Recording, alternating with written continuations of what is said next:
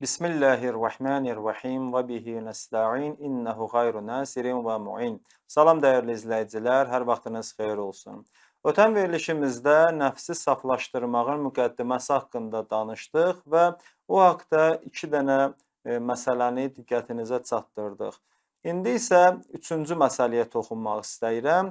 Bunun üçüncü budur ki, nəfsini saflaşdırıb gözəl əxlaqa sahib olmaq istəyən hər bir şəxs belə deyək də, görəcəyi bütün işləri əvvəlcədən düşünməlidir, onların haqqında götür-qoy eləməlidir.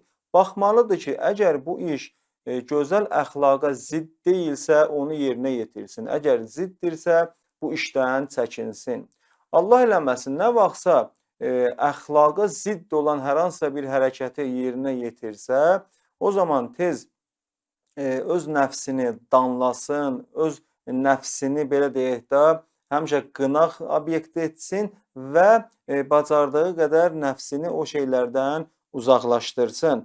Belə deyək, bu şəxs özünü danladıqdan, öz nəfsini danladıqdan sonra çalışmalıdır ki, özünə çətin gələn, ağır gələn işləri yerinə yetirməyə özünü adət elətdirsin, məcbur eləsin ona.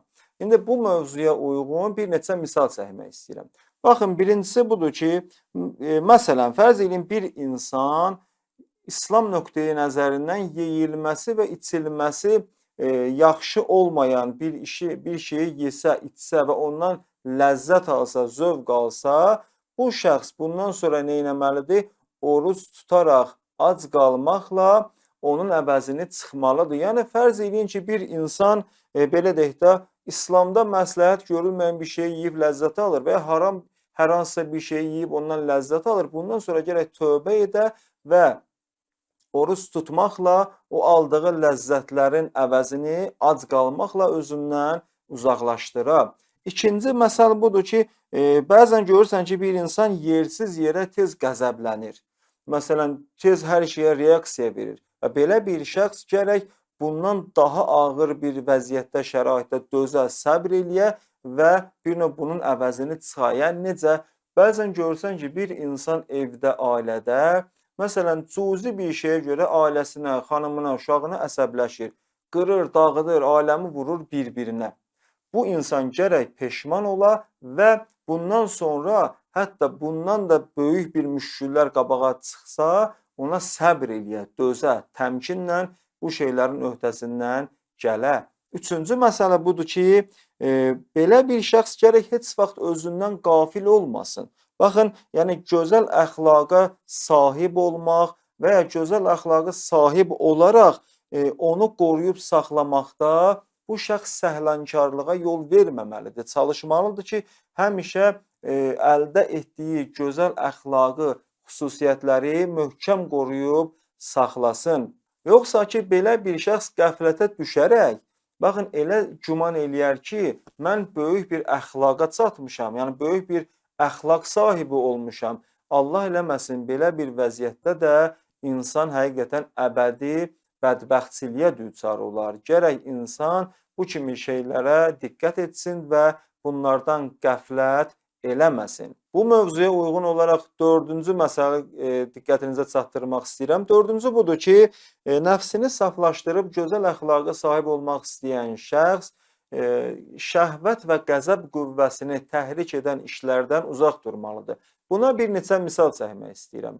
Birincisi budur ki, gözünü şəhvət və qəzəb qüvvələrini təhrik edən şeylərdən qorumalıdır.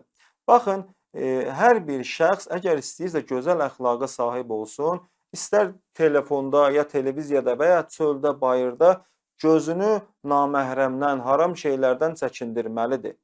Şəhvət qüvvəsini təhrik edən şeylərdən uzaq durmalıdır. Qəzəb qüvvəsinə gəldikdə isə insan, məsələn, ola bilər də bəzi filmlər var ki, insanın qəzəb qüvvəsini təhrik eləyir. Hətta çöldə, real həyatda da olsa belə şeylərdən, yəni lazımsız yerə öz qəzəbini cuşa gətirəcək şeylərdən uzaq durmalıdır. İkinci misal budur ki, qulağını şəhvət və qəzəb qüvvələrini təhrik edən şeylərdən çəkindirməlidir. Məsələn, ola bilər, üzr istəyirəm, bir insan qulaq vasitəsilə telefonla naməhrəmlə danışır. Yəni, üzr istəyirəm, lazım olmayan sözlərdən istifadə ilə qulaq vasitəsilə bunun şəhvət qüvvəsi təhrik olar.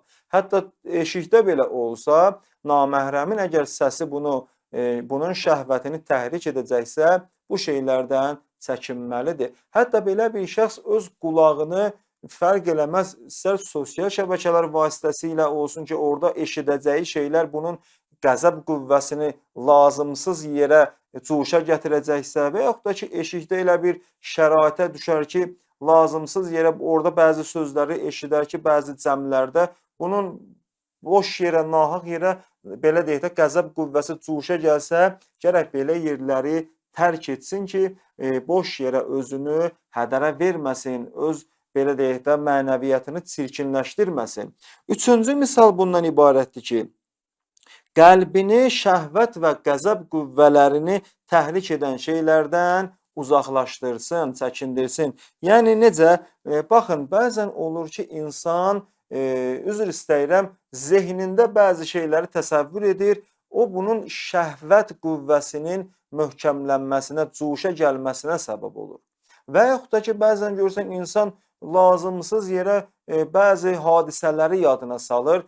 Kaş orada filan şeyi belə eləyərdim, kaş orada filan kəsi vurardım.